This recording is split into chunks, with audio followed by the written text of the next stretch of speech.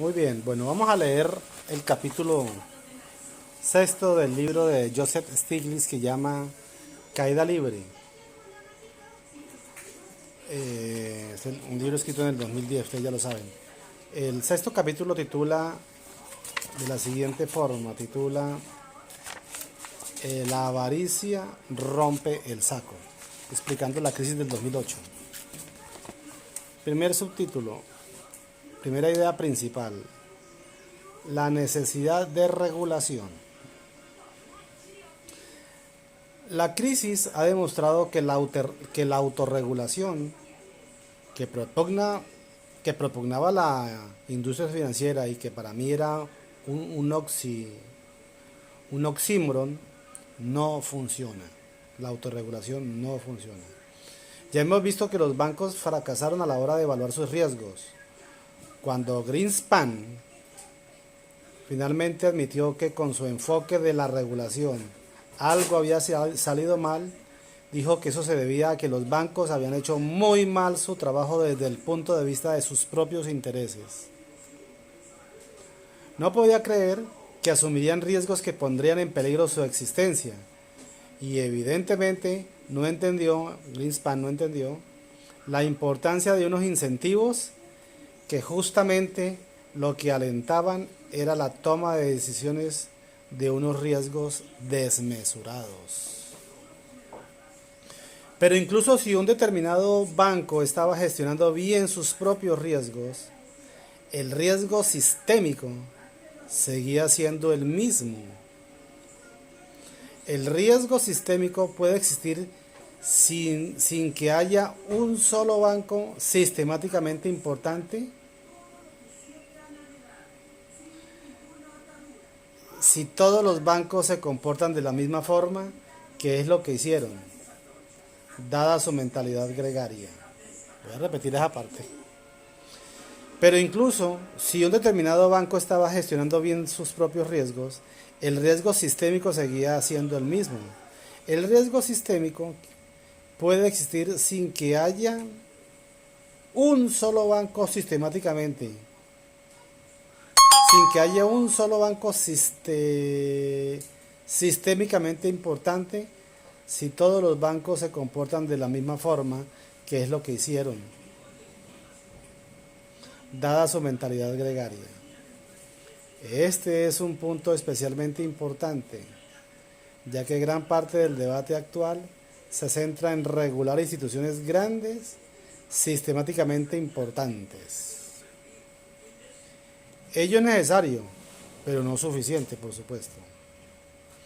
Si todos los bancos emplean modelos similares, entonces un error en el modelo, por ejemplo, puede llevarlos a todos a conceder créditos malos y a tratar luego a vender esos créditos al mismo tiempo.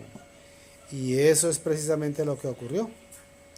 Todos los bancos apostaron porque no había burbuja inmobiliaria, porque los precios del sector inmobiliario no caerían, apostaron también a eso, porque los precios del sector inmobiliario no caerían. También apostaron porque los tipos de interés no subirían y que si subían, los que habían pedido los créditos seguirían, uy, qué letra tan pequeña, seguirían siendo capaces de devolverlos. Eran apuestas sin ningún fundamento, y cuando las cosas tomaron unos derroteros distintos de los previstos, todos se vieron en apuros y no digamos ya el sistema mismo. Bien. Cuando un banco tiene un problema y necesita liquidar sus activos, la cosa es fácil. Cuando muchos bancos tienen un problema y necesitan liquidar sus activos, los precios de los activos caen, obvio. Los bancos obtienen menos por el activo de lo que esperaban y sus problemas se complican exponencialmente. Ese tipo de correlación, de interdependencia entre las acciones de varios bancos, no estaba recogida en los modelos de los propios bancos. No es el tipo de cosas que la autorregulación pone en evidencia, por supuesto, pero sí es el tipo de cosas que un buen regulador debería haber tenido en cuenta. Ahí está lo importante.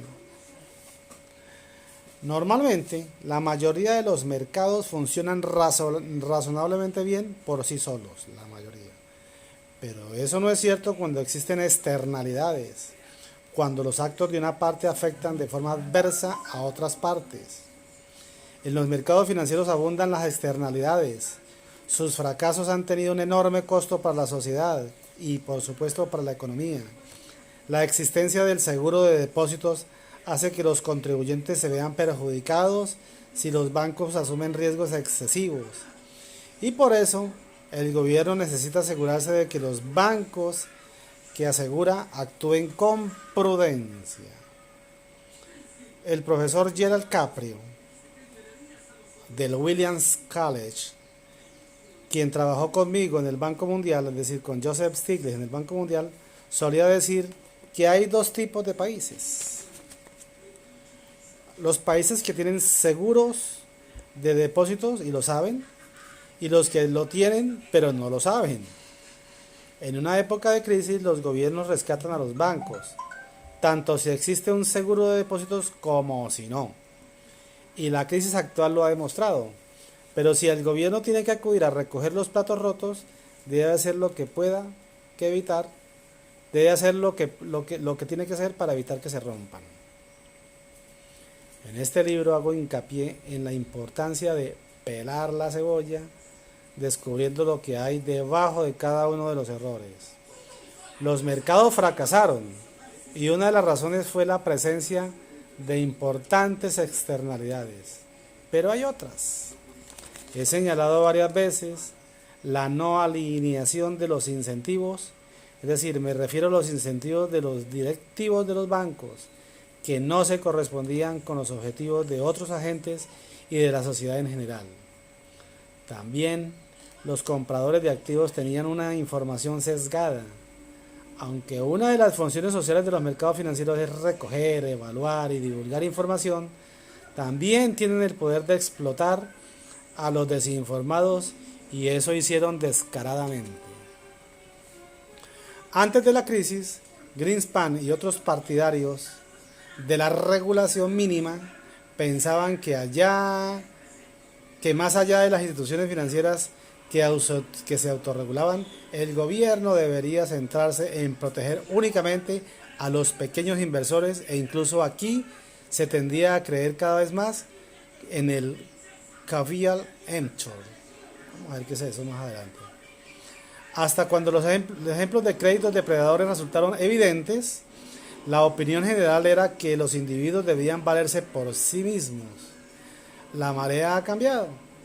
Esas teorías desreguladoras erróneas han tenido un costo enorme que se ha extendido a toda la economía global.